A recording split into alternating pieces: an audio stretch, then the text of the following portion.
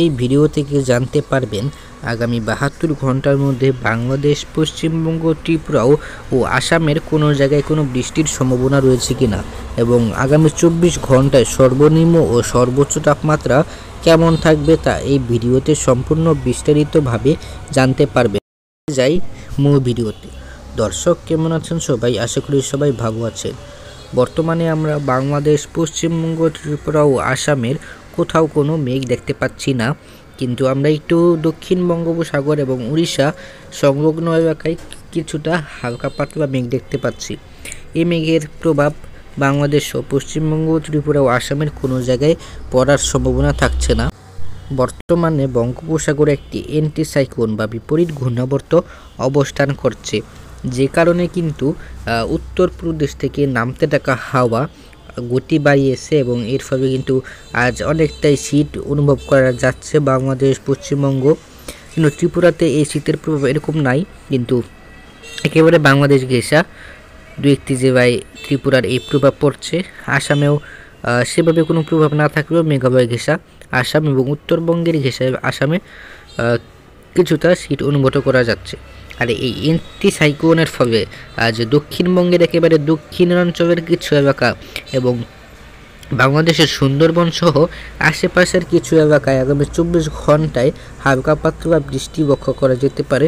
সেভাবে কোনো ভারী বৃষ্টির সম্ভাবনা থাকছে না। এদিকে বর্তমানে ঘূর্ণিঝড় ফেঙ্গাল, যেটা দক্ষিণ বঙ্গোপসাগরে তৈরি হয়েছিল, তা দক্ষিণ ভারত পার হয়ে বর্তমানে আরব মহাসাগরে অবস্থান করছে। তো ৮৪ তাপমাত্রায় আজ রাতে অর্থাৎ শুক্রবার দিন আগামীকাল ৬ ডিসেম্বর বাংলাদেশের রংপুর থেকে চট্টগ্রাম সর্বত্রই ১৫ থেকে ১৭ ডিগ্রির মধ্যে তাপমাত্রা ঘোরাফেরা করার সম্ভাবনা।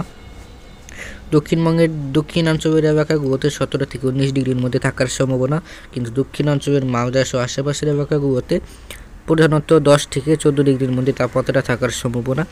উত্তরবঙ্গে ১৫ থেকে ২০-এর মধ্যে তাপমাত্রা থাকার সম্ভাবনা।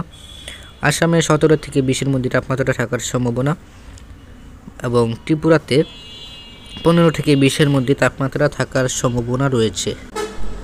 আগামীকাল দুপুরে সর্বোচ্চ তাপমাত্রা কত থাকবে তা দেখে নেই। আগামীকাল দুপুরে বাংলাদেশের রংপুর থেকে চট্টগ্রাম সব জায়গাতেই ২৬ থেকে ৩০ ডিগ্রির মধ্যে তাপমাত্রা থাকার সম্ভাবনা। পুরো দক্ষিণবঙ্গে একটু গরম থাকবে এবং দক্ষিণবঙ্গে ৩০ থেকে ২৭ ডিগ্রির মধ্যে তাপমাত্রা থাকার সম্ভাবনা, কিন্তু দক্ষিণবঙ্গের একটু উত্তরাঞ্চলের এলাকা মালদা সহ আশেপাশের এলাকাগুলোতে প্রধানত ২৫ থেকে ২৭ ডিগ্রির মধ্যে তাপমাত্রা থাকার সম্ভাবনা। উত্তরবঙ্গে ২৬ থেকে ৩০-এর মধ্যে তাপমাত্রা থাকার সম্ভাবনা। ত্রিপুরাতে ২৭ থেকে ৩০-এর মধ্যে তাপমাত্রা থাকার সম্ভাবনা এবং পুরো আসামে ২৪ থেকে ২৬-এর মধ্যে তাপমাত্রা থাকার সম্ভাবনা রয়েছে। তো ভিডিওটি আর বড় করব না, এখানে বিদায় নিচ্ছি। পরবর্তী আপডেটের জন্য চ্যানেলটিকে সাবস্ক্রাইব করে রাখুন। ধন্যবাদ।